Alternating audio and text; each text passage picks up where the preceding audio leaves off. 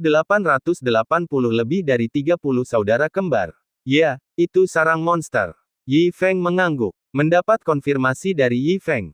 Kaki serigala itu melemah dan dia hampir tergelincir dari bangku.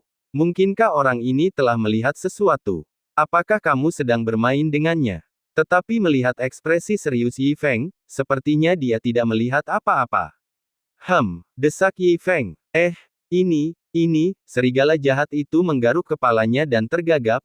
Ini, jangan khawatir, Tuan Kota Serigala, aku sangat kuat. Yi Feng mengepalkan tangannya dan berkata sambil tersenyum, aku mencari sarang monster itu untuk menyingkirkannya demi rakyat dan menjaga kotamu tetap aman. Sungguh cara yang bagus untuk melaporkan keselamatan, bibir serigala jahat itu bergetar ketika mendengarnya. Masih ragu-ragu, tidak tahu bagaimana menjawabnya. Lord Wolf City baru saja mengatakan bahwa tidak ada hal di kota ini yang tidak Anda ketahui. Saya yakin Lord Wolf City seharusnya mengetahuinya. Yi Feng mendesak sambil tersenyum, jadi, Tuan Kota Serigala, tolong beritahu aku sesegera mungkin. Serigala jahat itu ingin menamparkan dirinya sendiri. Dia sudah bicara terlalu banyak tadi dan sekarang dia tidak berani membantah. Tapi sial, bagaimana aku harus mengatakannya? Haruskah aku memberitahu iblis di hadapanku bahwa sarang monster terbesar ada tepat di hadapanku? Serigala jahat itu segera melihat ke arah orang lain di aula untuk meminta bantuan. Yang lainnya mengangkat kepala dan menatap ke langit, tampak seperti sedang kesurupan. Serigala jahat mengutuk, mereka adalah sekelompok bajingan, tidak seorang pun dari mereka dapat dipercaya pada saat kritis. Apakah Wolf City Lord punya kekhawatiran? Yi Feng bertanya lagi, sebenarnya, penguasa kota serigala tidak perlu khawatir tentang apapun. Ini adalah hal yang baik untuk menyingkirkan bahaya bagi orang-orang.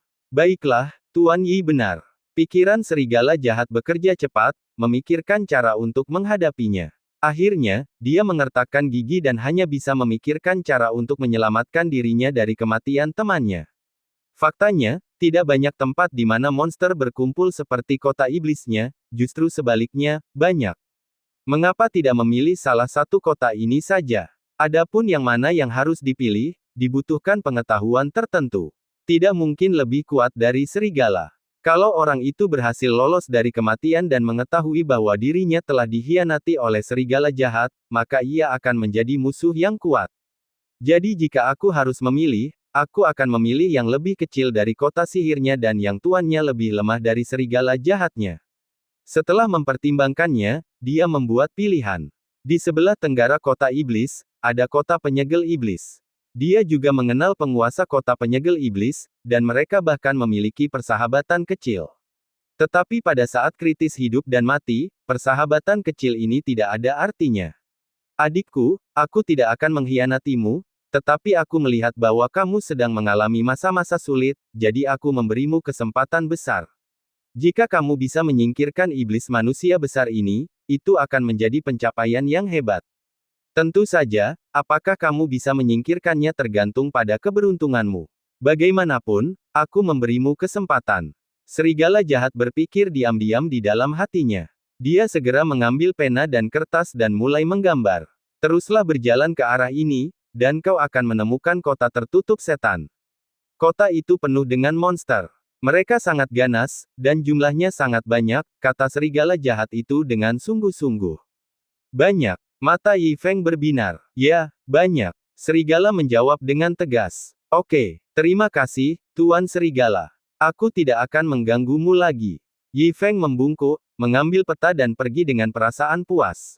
Melihat Yi Feng pergi, serigala jahat itu tiba-tiba duduk di tanah, dan keringat dingin di dahinya baru keluar sekarang. Ketakutan akan kontak dekat itu terasa sangat nyata. Terutama sensasi yang ada di dalamnya, saya benar-benar tidak tahu bagaimana menjelaskannya. Untungnya, otak serigala jahatnya fleksibel dan dia menyelesaikannya satu per satu. Untungnya, kami akhirnya berhasil mengusir setan ini. Tapi saudara kembar yang lebih dari 30 ini. Persetan denganmu. Aula itu tiba-tiba menjadi riuh, disertai dengan raungan serigala-serigala jahat, disertai teriakan-teriakan minta ampun, dan suara-suara yang tak ada habisnya. Bab 881 Kota Tersegel Iblis dan Yi Feng. Kita sudah dalam perjalanan menuju kota penyegelan iblis. Dia menunjukkan peta yang digambar oleh serigala jahat kepada Man-Man, navigasi otomatis, dan kemudian duduk di punggung Man-Man. Seorang pria dan seekor siput bergegas keluar. Tidak lama kemudian, Yi Feng akhirnya tiba di kota penyegelan iblis.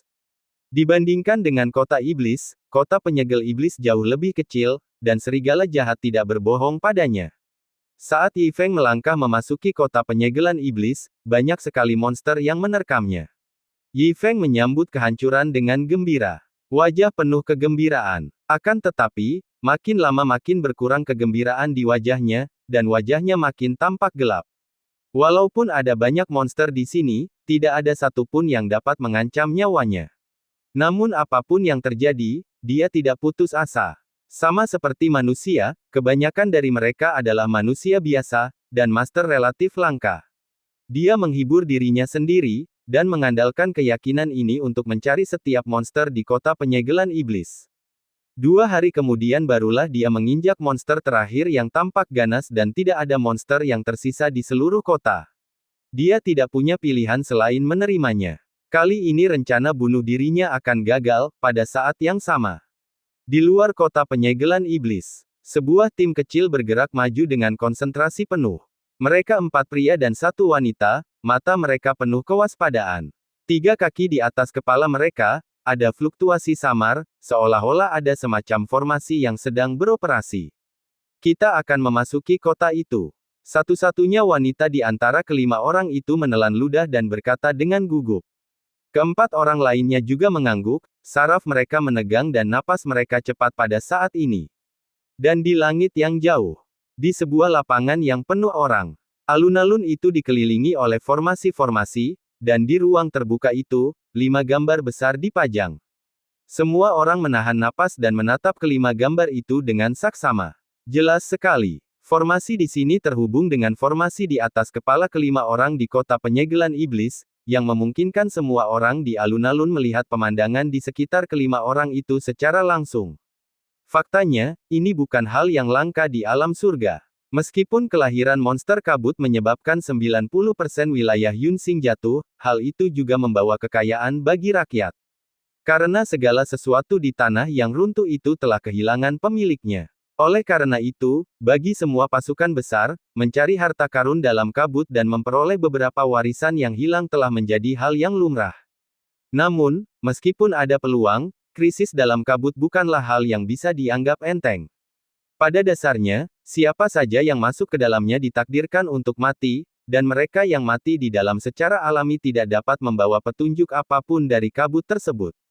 Dalam keadaan seperti itu, formasi semacam ini terbentuk.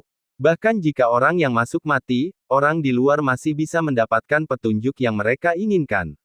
Secara logika, dalam situasi berbahaya seperti itu, tidak ada seorang pun yang akan masuk untuk menjelajah, tetapi ada pengecualian. Beberapa praktisi terlahir untuk menyukai kegembiraan. Ada pula beberapa narapidana hukuman mati yang sangat kejam yang umumnya bersedia mencobanya jika mereka dijanjikan akan dibebaskan jika berhasil melarikan diri. Ada pula sebagian orang pemberani yang rela memanfaatkan hadiah besar tersebut. Biaya untuk menjelajahi berbagai daerah terlarang berkabut juga berbeda-beda. Zona terlarang tingkat ke-9 adalah yang termudah. Meskipun angka kematiannya juga tinggi, sering kali ada yang selamat. Area terlarang tingkat ke-8 akan naik ke tingkat yang lebih tinggi. Hanya sedikit orang yang memasukinya dapat lolos tanpa cedera. Sekalipun mereka dapat lolos tanpa cedera, mereka seringkali merupakan guru Tao yang kuat dengan cara-cara hebat untuk mempertahankan diri. Itu adalah area terlarang level 7. Di antara sekian banyak ahli yang pergi menjelajahinya, hanya 1 orang yang berhasil keluar hidup-hidup. Namun, orang ini menjadi gila setelah keluar, dan jelas bahwa dia telah menderita semacam kejutan dan bahaya yang tak terlukiskan di dalam. Adapun satu-satunya daerah terlarang tingkat ke-6, itu adalah tempat yang sangat mengerikan dan belum pernah ada seorang pun yang keluar hidup-hidup sejauh ini. Kota penyegelan iblis yang dijelajahi kelima orang itu adalah area terlarang level 7. Orang-orang telah dikirim untuk menjelajahi daerah terlarang level 7 ini sebelumnya, tetapi mereka terbunuh sebelum mereka bahkan dapat melihat tembok kota, apalagi memasuki kota. Kali ini ekspedisi tersebut merupakan usaha gabungan beberapa kekuatan di alam surga. Saya tidak tahu apakah kelima penjelajah itu beruntung atau apa, tetapi mereka berjalan sepanjang jalan di bawah tembok kota tanpa menemui monster apapun. Untuk membentuk tim kecil beranggotakan 5 orang, pasukan ini mengerahkan banyak sekali upaya. Satu-satunya wanita itu berjanji padanya bahwa selama dia bisa kembali, dia bisa dengan bebas masuk dan meninggalkan rumah harta karun sekte-sekte utama. Di antara 4 lainnya, 3 di antaranya adalah narapidana hukuman mati yang sangat kejam. Kematian adalah jawabannya, jadi mereka datang hanya untuk mencobanya. Secara kebetulan, orang terakhir mendaftar atas inisiatifnya sendiri. Latar belakangnya tidak diketahui dan dia tidak meminta kompensasi apapun. Dia benar-benar orang aneh. Kelima orang itu kini dengan hati-hati telah mencapai gerbang kota. Tetapi dia terkejut karena gerbang kota terbuka sedikit. Terlebih lagi, pada gerbang kota yang hitam dan berat itu, terbuat dari bahan yang tidak diketahui, ada jejak kaki sedalam 1 jari yang tertinggal. Rupanya benda itu ditendang oleh seseorang. Gerbang kota sebenarnya terbuka, dan jejak kaki ini sepertinya jejak kaki manusia. Dengan kata lain, gerbang kota ini sepertinya telah ditendang hingga terbuka oleh seseorang. Suara terkejut datang dari tim yang beranggotakan 5 orang. Dan di alun-alun yang jauh di sana, terdengar pula suara sorak-sorai dari orang banyak. Petunjuk ini sangat penting. Siapa yang meninggalkan jejak kaki itu? Apakah ada orang lain yang berhasil menjelajahi dan memasuki area terlarang level 7 ini? Bagaimanapun, penemuan ini langka. Di dekat situ, para pimpinan organisasi besar yang menyelenggarakan ekspedisi ini pun menyampaikan berbagai ekspresi keterkejutan.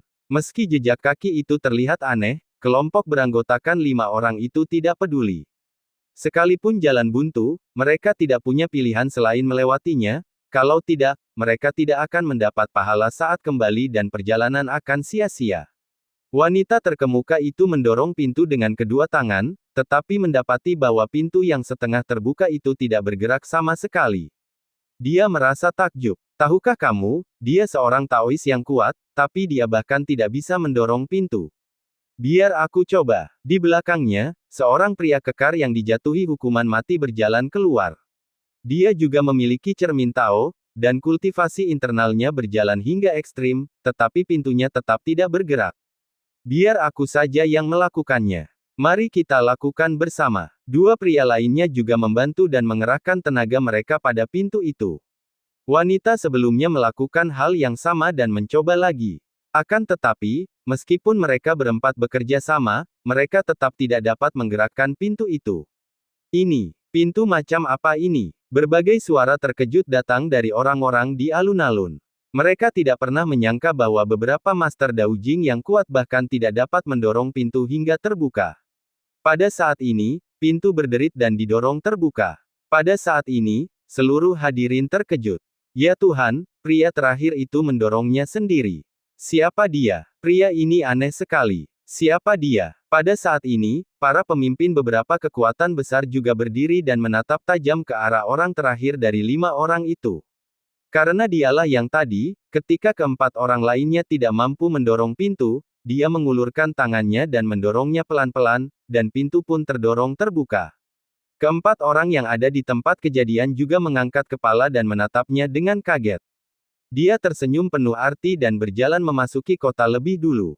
Mereka berempat tidak punya waktu untuk mengaguminya. Ketika mereka melihatnya masuk, mereka buru-buru mengikutinya. Bab 874 memanggil para sahabat. Namun saat mereka baru saja memasuki kota, lelaki yang berdiri di depan pintu tiba-tiba membanting pintu kota yang berat itu hingga tertutup. Suara pintu ditutup menyentuh saraf keempat orang itu. Mengapa kamu menutup pintunya? Jika sesuatu yang berbahaya terjadi, bagaimana kamu punya waktu untuk membukanya lagi? Keempat lelaki itu menatap pria terakhir dengan mata tidak bersahabat, ekspresi krisis terlihat di wajah mereka. Bukan hanya itu, mereka tidak bisa membuka pintu sama sekali, artinya jika orang ini tidak membuka pintu, mereka bahkan tidak bisa keluar. Pria yang berdiri di pintu itu menyeringai. Kelihatannya aneh sekali. Ketika dia tertawa, mulutnya terbuka makin lebar, dan menjadi makin besar, hingga akhirnya berubah menjadi mulut yang mengerikan. Lidah yang besar menjulur keluar dan menjulur langsung ke arah keempat orang itu. Tiba-tiba, seorang narapidana laki-laki yang dijatuhi hukuman mati digulung, ditarik ke dalam mulutnya, dan dikunyah sambil menjerit kesakitan dan ketakutan. 3 orang lainnya menjadi sangat ketakutan dan wajah mereka menjadi pucat. Orang-orang di alun-alun juga ketakutan. Saat orang itu ditelan, hanya ada satu gambar yang berkurang di langit, tetapi orang lain dapat menyaksikan seluruh proses ditelannya orang itu. Terlalu berdarah dan menakutkan. Tidak bagus. Pria ini adalah iblis yang telah menyusup ke ras manusia kita. Aku bertanya-tanya mengapa dia bersedia memasuki area terlarang level 7 tanpa meminta imbalan apapun. Wajah para pemimpin pasukan itu pun penuh dengan ekspresi tak sedap dipandang, dan mereka segera menyadari bahwa lelaki itu adalah setan yang menyamar. Dan dalam momen singkat keterkejutan mereka, seorang pria lain di antara para tahanan hukuman mati dimangsa oleh monster itu. Berlari. Wanita yang tersisa dan pria itu saling berpandangan dan menyadari bahwa mereka bukan tandingannya, jadi mereka melarikan diri di udara. Hehehe. Monster itu menjilati lidahnya, dengan ekspresi main-main di wajahnya. Manusia bodoh, apakah kau pikir kau bisa melarikan diri setelah memasuki kota penyegelan iblisku? Dia menjulurkan lidahnya, melilitkannya di paha pria itu, dan menariknya kembali. Persetan denganmu. Lelaki itu berteriak, mengeluarkan sepasang pisau dan mengirisnya tepat di lidahnya. Lidahnya patah, dan lelaki itu berhasil melepaskan diri dan melarikan diri. Hal bodoh. Monster itu mencibir, dan lidahnya yang patah di tanah terbang seperti pedang tajam dan langsung mengejar pria itu. Saat berikutnya, gerakannya tiba-tiba terhenti, dan ketika dia melihat ke bawah, dia melihat ada lidah yang menusuk tubuhnya. Di seluruh lapangan, hanya ada satu wanita yang tersisa. Wajahnya dipenuhi ketakutan, pupil matanya melebar, dia menggigit bibir merahnya erat-erat, dan ekspresinya penuh dengan keengganan. Dia memegang pedang itu erat-erat di tangannya. Meskipun dia ingin berjuang, dia tahu betul dalam hatinya bahwa perjuangan seperti itu tidak ada gunanya. Dan di alun-alun, hanya ada satu gambar yang tersisa di langit. Tetapi hanya sedikit orang yang pergi melihatnya karena mereka semua tahu tidak ada harapan.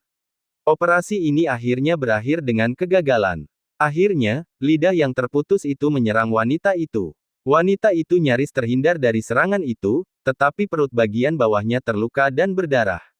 Meskipun kita tahu wanita itu menghindari serangan, itu tidak akan mengubah hasil akhir sedikit pun. Jadi orang-orang di alun-alun itu sudah mendesah dan bersiap untuk pergi. Tepat pada saat itu, seseorang di alun-alun berteriak. Lihat, ada satu sosok lagi. Mendengar teriakan itu, kerumunan yang hendak pergi mengalihkan pandangan mereka ke arah layar, dan benar saja, tampak masih ada satu orang lagi di tempat kejadian itu. Pada gambar terakhir, tampak seorang laki-laki berpakaian putih berjalan pelan ke arah sini, seakan-akan ia menggumamkan sesuatu, namun mata hanya dapat melihat gambarnya saja, tidak dapat mendengar suaranya. Satu-satunya wanita yang selamat juga terkejut. Kok ada pemuda seperti ini di kota ini? Namun, dia menatapnya dengan waspada, bertanya-tanya apakah itu monster lain yang menyamar. Namun saat ia merasa khawatir, ia mendapati manusia yang tiba-tiba keluar itu malah menantang monster itu. Yi Feng tidak menyangka bahwa setelah kembali dengan tangan kosong, dia akan bertemu manusia dan monster yang tampaknya sangat kuat di sini. Secerca harapan muncul di hatinya, jadi bagaimana mungkin dia tidak memprovokasi monster ini? Manusia sialan. Monster itu tidak menyangka ada manusia lain di kota ini, tetapi menghadapi provokasi Yi Feng, dia langsung menjadi marah. Lidah panjang itu menggulung, bagaikan pedang tajam yang menembus udara, dan memaksa menuju bagian vital Yi Feng. Melihat ini, wanita di sebelahnya tampak tidak senang. Melihat Yi Feng memprovokasi monster itu, dia menyadari bahwa orang di depannya adalah manusia sungguhan. Dalam situasi krisis ini, dia masih merasa sedikit terhibur karena bertemu dengan makhluk sejenisnya, tetapi dia tidak menyangka kalau monster itu akan menyerangnya di saat berikutnya. Yang paling penting adalah manusia ini masih berdiri di sana dengan bodohnya, tanpa ada upaya untuk menghindar. Cepat sembunyi. Apakah manusia ini idiot? Di alun-alun yang jauh, orang-orang yang melihat pemandangan ini juga langsung mengeluarkan suara-suara cemas. Saya pikir kemunculan tiba-tiba seorang lelaki misterius akan mengakibatkan semacam pergantian peristiwa, tetapi kini tampaknya ini tak lebih dari sekadar satu orang lagi yang sekarat. Akhirnya, di depan mata semua orang, lidah monster itu, bagaikan pedang tajam, telah mendekati dada Yi Feng, mengarah langsung ke jantungnya. Adegan ini, banyak orang yang tanpa sadar menutup mata mereka. Namun, tidak seorang pun menyangka adalah ketika lidah ini mendarat di tubuh Yi Feng, rasanya seperti telur yang menghantam batu. Rasa sakit yang amat sangat menyebabkan lidah monster itu mati rasa dan mulai gemetar. Apa? Semuanya aman dan sehat? Apakah ada sesuatu yang melindungi jantung pria ini? Ya, lidah itu sama sekali tidak membahayakannya. Baik wanita yang ada di tempat kejadian maupun orang lain yang berada jauh di luar alun-alun berseru pada saat ini. Kukira orang ini hanya seorang pemuda yang tidak punya rasa urgensi, tapi tidak kusangka dia punya cara seperti itu. Sial, dia terlihat sangat mengagumkan, tapi siapa sangka dia hanya seorang pemula. Wajah Yi Feng segera menjadi gelap karena harapannya pupus. Dia mencengkeram lidah yang gemetar di depannya dan menariknya kuat-kuat. Ledakan. Yi Feng membanting tubuh dan lidah monster itu ke tanah, menciptakan lubang besar. Yi Feng nampaknya tidak ingin melepaskannya. Dia mencengkeram lidah itu lagi dan melemparkannya keluar. Ledakan. Bangunan-bangunan di dekatnya runtuh dan monster itu terhempas ke reruntuhan sambil meraung terus-menerus. Adegan Yi Feng menginjak-injak monster itu terlihat oleh semua orang, dan seruan keheranan terdengar satu demi satu. Siapakah orang ini, sekuat itu? Ya Tuhan, dia menginjak-injak monster. Ternyata orang ini muncul sendirian di kota ini, itu bukan suatu kebetulan. Terutama beberapa orang yang bertugas mengatur ekspedisi ini, mereka berdiri dan menatap Yi Feng dalam gambar. Apakah orang ini dari alam surgawiku? Siapa yang mengenalnya? Apakah dia dari pasukan yang sedang bertengkar itu? Mustahil bagi seseorang dengan kekuatan seperti itu untuk tidak dikenal. Di tengah seruan itu, semua orang mengajukan berbagai pertanyaan, dan mereka sangat ingin tahu tentang asal-usul guru misterius ini. Di tempat kejadian, satu-satunya wanita yang selamat menutupi bibir merahnya dan menyaksikan Yi Feng dengan santai menghancurkan monster itu. Keterkejutan yang mendalam memenuhi matanya. Sebagai salah satu orang yang terlibat, dia tahu lebih dari siapapun betapa kuatnya monster ini. Namun ia tidak menyangka, bahwa dirinya hanya akan diinjak-injak di tangan pemuda ini. Mengaum, sialan kau, manusia rendahan. Aku ingin kau mati. Beraninya kau bertindak liar di kota penyegelan iblisku. Aku ingin kau mati, dan aku ingin kau mati dengan buruk rupa. Monster yang terinjak itu meraung di reruntuhan, lalu terbang ke langit. Saat terbang, dia mengeluarkan suara aneh lainnya. Suaranya menyebar ke seluruh kota. Oh tidak, sepertinya dia memanggil monster lain. Melihat hal itu, wanita di sebelahnya berteriak cemas. Dan di alun-alun yang jauh, orang-orang yang memperhatikan tempat ini mulai merasa gelisah lagi. Jelas, semua orang dapat melihat bahwa raungan aneh monster di depan mereka adalah untuk memanggil jenisnya sendiri. Sambil meraung, monster berlidah panjang itu telah terbang tinggi ke angkasa. Dan suaranya menyebar ke setiap sudut kota penyegelan iblis. Dia memiliki seringai mengerikan di wajahnya, matanya dipenuhi dengan kedengkian dan kebencian, dan dia telah memikirkan berbagai cara untuk menyiksa manusia di depannya.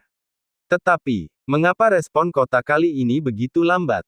Kalau bicara logika, seharusnya teman-temannya langsung merespon saat dia mengeluarkan suara, tapi tenggorokannya malah serak karena berteriak, dan kenapa dia tidak melihat ada pergerakan sama sekali. Bab 883 Keberuntungan besar bagi umat manusia.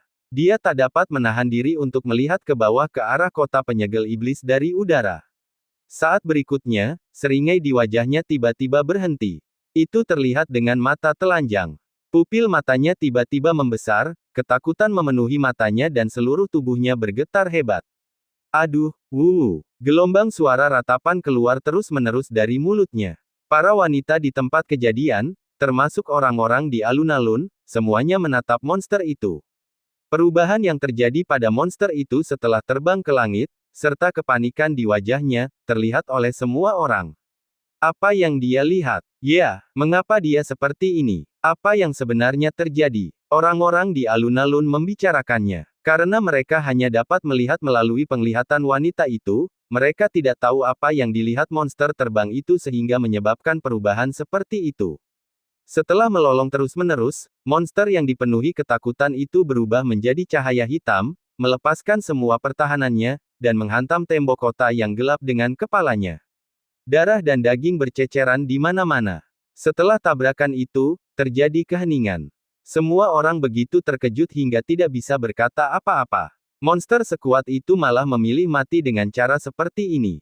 Semua orang makin penasaran dengan apa yang dilihat monster itu di langit sebelum dia mati, sehingga dia, yang tadi begitu agresif, memilih untuk membenturkan kepalanya ke tembok kota dan mati.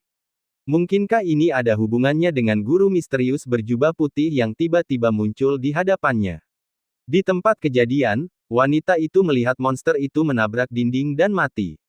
Dia pun menutupi bibir merahnya, dan begitu terkejutnya dia hingga dia tidak dapat berbicara untuk waktu yang lama. Dia pun penasaran dengan apa yang dilihat monster itu. Karena hal yang tidak diketahui itu, hatinya pun diliputi rasa takut. Namun Yi Feng, yang berdiri di samping, mengusap hidungnya dan memutar matanya. Dia benar-benar berpikir dia bisa melakukan sesuatu dengan monster ini, tetapi monster itu akhirnya menabrak tembok kota dan mati. Sungguh membuang-buang ekspresinya. Aku takut jalan menuju kematian di kota iblis ini akan terputus lagi. Gadis, kamu baik-baik saja. Sambil berbalik, Yi Feng menatap wanita di sampingnya. Halo, senior. Wanita yang panik itu buru-buru memberi hormat pada Yi Feng. Terima kasih atas perhatianmu, senior, aku baik-baik saja. Saya senang kamu baik-baik saja. Yi Feng tersenyum tipis, tapi jangan panggil aku senior. Lihat aku masih sangat muda, dan kamu membuatku terdengar tua dengan memanggilku senior. Wanita itu tertegun sejenak, lalu tak dapat menahan senyum sambil menutup mulutnya dengan kedua tangan. Dia tidak pernah menyangka bahwa tuan berjubah putih di depannya cukup lucu. Awalnya dia gugup, tetapi setelah mendengar kata-kata lucu Yi Feng, dia langsung menjadi jauh lebih rileks. Akan tetapi, dia tetap memanggilnya senior dan buru-buru mengucapkan terima kasih sudah menyelamatkan hidupku. Tidak perlu berterima kasih padaku. Yi Feng melambaikan tangannya dan berkata dengan tenang, tapi aku juga penasaran, bagaimana kamu bisa sampai ke tempat ini? Itu cerita yang panjang. Wanita itu memberikan penjelasan singkat. Oh, jadi Anda di sini untuk menjelajah. Yi Feng mengangguk dan berkata, tetapi agak gegabah bagimu datang ke sini untuk menjelajah dengan kekuatan yang terbatas. Benar sekali, senior. Wanita itu menundukkan kepalanya dan mendengarkan ceramah itu, dan tidak dapat menahan desahan dalam hatinya. Kalau tidak ada jalan lain, siapakah yang akan berpikir untuk datang ke tempat neraka seperti itu? Ada monster di mana-mana di sini. Kurasa cukup berbahaya bagimu untuk sendirian. Bagaimana kalau begini, kau ikut aku dan aku akan membawamu ke kota terdekat, kata Yi Feng. Mendengar ini, mata wanita itu berbinar. Terima kasih, senior. Wanita itu buru-buru mengucapkan terima kasih. Meskipun misi terakhirnya adalah menjelajahi kota, dia sekarang sendirian dan tidak mempunyai niat untuk menjelajah. Dia tidak menyangka kalau tuan di depannya akan menemaninya. Dan jika dia tinggal sendirian di tempat ini, dia pasti akan mati. Jika dia dapat lolos tanpa cedera sekarang, dia akan diberi hadiah besar oleh sekte-sekte utama saat dia kembali. Baiklah, kalau begitu ikutlah denganku. Yi Feng melambaikan tangannya dan memanggil Men-Men. Saat siput itu keluar perlahan, wanita itu menatap siput itu dengan heran. Dan di alun-alun yang jauh, terdengar pula teriakan kaget. Besar sekali siputnya. Apakah ini sebuah tunggangan? Imut-imut sekali. Saya juga ingin siput sebesar ini. Sementara semua orang membicarakan Men-Men, dia mengangkat mata ikan matinya yang tanpa ekspresi dan melirik ke atas kepala wanita itu. Lalu dia mendesah. Apa yang telah terjadi? Mengapa gambarnya hilang? Apakah ada kecelakaan lagi? Semua orang membicarakannya. Orang yang bertanggung jawab dalam ekspedisi ini juga mengerutkan kening dan bergegas memeriksa lampu jiwa wanita itu. Lampu jiwa wanita itu terang benderang. Kondisinya sangat baik. Sepertinya ada masalah di suatu tempat, yang menyebabkan formasi itu gagal. Salah satu orang yang bertanggung jawab berkata dengan enggan. Jika formasi itu masih ada, mungkin mereka bisa mengetahui melalui penglihatan wanita itu apa yang telah terjadi di kota itu, dan apa yang dilihat monster itu sehingga membuatnya begitu ketakutan hingga bunuh diri. Namun, pemuda berjubah putih itu keluar dari kota, dia pasti tahu apa yang terjadi di kota itu. Dan Ning King bersamanya, mungkin dia bisa belajar sesuatu darinya. Itu benar. Sekarang mari kita tunggu dan lihat apakah Ning King bisa lolos begitu saja. Semua orang mengangguk. Sepertinya yang bisa kita lakukan sekarang hanyalah menunggu. Senior, bolehkah saya terbang dan melihat kota ini? Sebelum pergi, wanita itu mengumpulkan keberanian untuk bertanya pada Yi Feng. Karena dia sangat penasaran dengan apa yang terjadi di kota itu yang membuat monster itu berperilaku seperti itu. Silakan lakukan sesukamu. Yi Feng berkata dengan acuh tak acuh. Terima kasih, senior. Wanita itu menundukkan kepalanya untuk mengungkapkan rasa terima kasihnya, lalu menarik napas dalam-dalam. Setelah mempersiapkan dirinya secara mental, dia menyebarkan energi vitalnya ke seluruh tubuhnya, melangkah ke udara dengan pedang di tangan, dan terbang dengan hati-hati ke langit. Saat dia semakin tinggi, dia bisa melihat lebih banyak. Hingga akhirnya ia terbang mencapai ketinggian monster itu dan dapat mengamati seluruh kota. Sekilas, dia langsung menutup bibir merahnya dan berteriak kaget. Bagaimana ini mungkin? Sekalipun dia melihatnya dengan mata kepalanya sendiri, dia tetap tidak dapat mempercayainya. Ini sungguh tidak nyata, karena dia melihat jalanan di seluruh kota penyegel iblis dipenuhi dengan mayat para monster. Jumlahnya bisa mencapai ratusan ribu. Di beberapa tempat, puing-puing bahkan menumpuk menjadi bukit-bukit kecil. Kota itu telah menjadi kota mati. Dia belum pernah melihat monster sebanyak itu seumur hidupnya. Dia akhirnya mengerti mengapa monster itu memilih bunuh diri. Rupanya, saat dia hendak memanggil kaumnya sendiri, dia mendapati semua monster di kota itu telah terbunuh, dan dia pun pingsan secara mental. Siapa sebenarnya yang melakukan ini? Dia bertanya-tanya. Saat berikutnya, dia teringat sesuatu dan mengalihkan pandangannya ke arah Yi Feng yang sedang duduk di punggung Men-Men. Mungkinkah? Matanya terbelalak saat memikirkan kemungkinan ini. Dia mendarat di tanah dan dengan cemas bertanya pada Yi Feng tentang keraguan batinnya. Oh, saya melakukan ini untuk menyingkirkan bahaya bagi masyarakat. Yi Feng berkata dengan acuh tak acuh. Ketika masalah ini muncul, dia merasa sedikit tertekan. Ada begitu banyak monster di kota ini, tetapi tidak ada satu pun yang dapat mengancam nyawanya. Mendengar ini, bibir merah wanita itu sedikit terbuka. Meskipun dia telah menebaknya sebelumnya, dia tetap terkejut saat mendapat konfirmasi dari Yi Feng. Berapa banyak monster yang memenuhi jalanan? Dia tidak dapat membayangkan hal ini dilakukan oleh orang di depannya. Kalau begitu, senior pasti sudah lama datang ke kota penyegelan iblis ini. Pasti butuh banyak usaha bagimu untuk membunuh begitu banyak monster. Wanita itu berkata dengan penuh hormat, senior, Anda telah bekerja keras dan datang ke sini sendirian untuk membasmi monster demi rakyat. Ini benar-benar berkah bagi ras dan generasi kita. Itu bukan berkah bagi umat manusia. Yi Feng melambaikan tangannya dengan tenang dan berkata, namun, aku memang butuh banyak usaha untuk membunuh monster-monster ini. Butuh waktu 2 hari penuh, dan pisauku hampir bengkok. Bab 884 Serigala Iblis yang Menakutkan.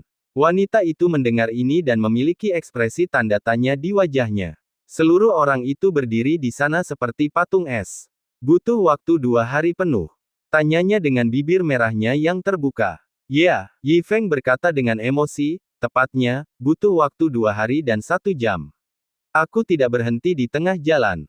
Aku sangat lelah. Bibir wanita itu berkedut. Terjadi keheningan panjang. Tetapi saya juga sangat penasaran siapa orang ini. Orang seperti itu seharusnya tidak dikenal di alam surga. Tetapi dia belum pernah mendengarnya.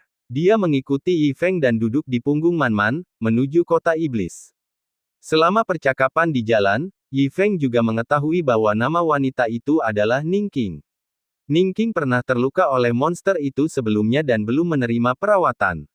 Apalagi kecepatannya begitu cepat, dia tidak dapat menahannya. Akhirnya, dia tak dapat menahan diri untuk tidak pingsan. Saat Ning King terbangun, dia mendapati dirinya terbaring di loteng kecil. Di lantai bawah, ada beberapa bayangan bergerak diam-diam. Apa yang harus kami lakukan, Tuan? Gouda bertanya dengan gugup, meskipun iblis yang mengerikan itu telah pergi, dia meninggalkan seorang wanita di sini. Apa artinya ini? Bagaimana kalau kita berusaha sekuat tenaga untuk menangkap wanita ini? Ayah! Serigala itu menamparkan wajahnya. Bodoh! Karena wanita ini adalah orangnya iblis, kalau wanita ini mati, bukankah iblis akan menyusahkan kita? Serigala jahat berkata, jadi bukan saja kita tidak bisa berbuat apa-apa kepada wanita ini, kita harus mendukung dan memberinya makan dengan baik, dan bersikap sopan dan peduli, sehingga iblis tidak akan menimbulkan masalah pada kita. Tetapi jika memang begitu, bukankah kita harus melanjutkan rencana mengganti kulit di seluruh kota? Gouda berkata dengan enggan, jika wanita ini tidak pergi selama setahun, kita harus berpura-pura dengan hati-hati selama setahun. Jika dia tidak pergi selama 10 tahun, bukankah kita harus berpura-pura selama 10 tahun? Tenang, serigala jahat itu mengangkat jarinya dan berkata dengan serius, sebenarnya, aku sudah memikirkannya dengan saksama. Tidak ada salahnya berpura-pura menjadi manusia. Memasak dan menyeduh anggur itu menyenangkan saat kamu tidak punya kegiatan. Dan bagi iblis, memiliki kemampuan berpura-pura menjadi manusia sangatlah menguntungkan. Akan ada perang antara manusia dan iblis di masa depan. Kita punya kemampuan ini. Jika iblis tidak bisa menang suatu hari nanti, kita bisa berpura-pura menjadi manusia dan menyusup keras manusia dan menghancurkan mereka dari dalam. Mendengar ini, Gouda dan Gouer yang berdiri di sampingnya juga berpikir itu masuk akal. Lord Evil Wolf memiliki visi jangka panjang dan bekerja keras untuk klan iblis. Itu serius. Serigala jahat meletakkan tangannya di belakang punggungnya dan berkata dengan bangga, tetapi bagaimanapun juga, visi dan polamu masih kecil. Sambil berbicara, mereka berubah dari tubuh iblis aslinya menjadi manusia dan berjalan ke atas. Tetapi mereka sama sekali tidak menyadari bahwa seluruh pemandangan itu dilihat oleh Ning King yang baru saja bangun tidur. Ya, meskipun Ning King tidak mendengar apa yang mereka katakan, dia kebetulan melihat momen ketika mereka berubah. Dia menahan nafas, menekan napasnya, dan bersandar ke dinding, takut kalau-kalau dia akan ditemukan oleh monster-monster itu. Tetapi meski begitu, keringat dingin masih mengalir di dahinya dan dadanya naik turun dengan hebat. Suku serigala. Ada tanduk di kepala. Banyak sekali ahli yang tewas ketika manusia menjelajahi area terlarang level 6 yang mengerikan, dan satu-satunya berita yang muncul adalah ini. Monster terbagi menjadi berbagai ras, dan di antara mereka, serigala akan menumbuhkan tanduk di kepala mereka ketika mereka mencapai kekuatan tertentu. Jika Anda bertemu serigala bertanduk, semua orang akan menghindarinya. Rumor-rumor itu mungkin sedikit mengkhawatirkan, tetapi rumor tersebut tentu saja tidak tanpa dasar. Setidaknya, bagi Ning King, suku serigala yang memiliki simbol ini lebih kuat dari yang dapat dibayangkannya. Jika diklasifikasikan menurut tingkatan manusia, dia minimal adalah master di alam Hedao atau bahkan alam Zhengdao. Ia tidak pernah menyangka bahwa setelah terbangun dari komanya, ia akan melihat monster legendaris itu, padahal jaraknya begitu dekat. Tok-tok, terdengar ketukan di pintu. Itu menyentuh saraf Ning King, menyebabkan tubuh halusnya bergetar tak terkendali. Ketuk-ketuk-ketuk. Ketukan di pintu terdengar lagi. Ning King menjadi semakin gugup dan sebisa mungkin menyembunyikan nafasnya, bahkan tidak mengeluarkan sehelai nafas pun. Namun, yang tidak disangkanya ialah pintunya langsung didorong terbuka. Lihat saja, dia baru saja melihat dengan mata kepalanya sendiri bahwa serigala iblis yang menakutkan dan beberapa monster lain yang menjelma menjadi manusia berjalan memasuki ruangan. Berhadapan langsung dengannya. Sudah berakhir. Jantung Ning King berdebar kencang. Wajahnya pucat dan matanya penuh keputusasaan. Akhirnya, ketahuan. Dia menutup matanya dan menunggu kematian. Dia tidak mengira dia dapat lolos tanpa cedera jika dia bertemu monster setingkat ini. Namun, yang tidak ia duga adalah, monster serigala yang mengerikan itu datang dan langsung memegang tangannya. Wajah yang ramah. Lalu suara lembut keluar dari mulutnya. Oh, Nona Ning King yang cantik, apakah Anda sudah bangun? Ya Tuhan, hebat sekali. Mengapa kamu tidak beristirahat di tempat tidur saja, tetapi berdiri di sini? Dan kamu terlihat jelek sekali, kamu pasti kelaparan. Ini salahku. Aku tidak menyiapkan makanan lezat untuk Nona Ning King yang cantik. Ini mengerikan. Oh, Nona Ning King yang cantik, tolong biarkan aku membantumu beristirahat di tempat tidur. Juga, pergilah dan siapkan beberapa makanan lezat untuk Nona Ning King yang cantik. Bab 885 Apa sebenarnya tempat ini? Ning King yang lapar, silakan datang dan cicipi tomat goreng dan telur yang aku buat sendiri. Serigala jahat membawa sepiring tomat goreng dan telur dan dengan sopan meletakkannya di depan Ningking sambil berkata dengan sopan. Ningking tercengang. Saya tersanjung. Apakah ini masih serigala iblis menakutkan yang legendaris? Dia merasa segala sesuatu di depan matanya begitu tidak nyata.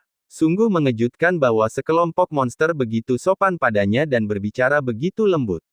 Meskipun nadanya agak menjijikkan. Apakah ini tipuan? Tapi seharusnya tidak seperti itu. Menurut berita yang dikirim kembali oleh para master yang pernah menjelajahi daerah terlarang level 6 sebelumnya, pernah ada seekor serigala iblis dengan tanduk di kepalanya yang memusnahkan seluruh tim penjelajah.